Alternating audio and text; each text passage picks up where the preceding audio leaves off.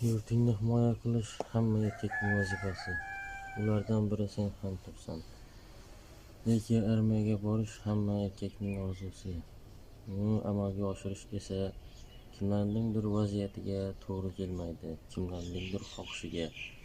Shunday ekan, armiyaga bormadim deb siqilmasdan, sening armiyang oilangdir.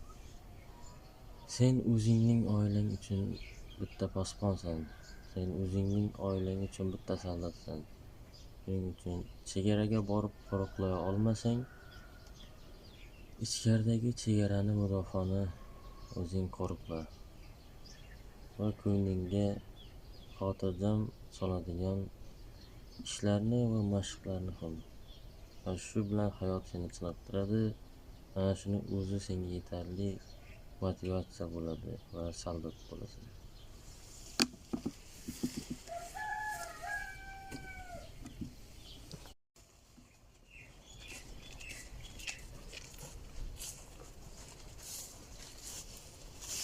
Yurtingni himoya qilish hamma erkakning vazifasi. Ulardan biri sen ham tursan. Lekin armiyaga borish hamma erkakning orzusi. Uni amalga oshirish esa kimlarningdir vaziyatiga to'g'ri kelmaydi, kimlarningdir xohishiga.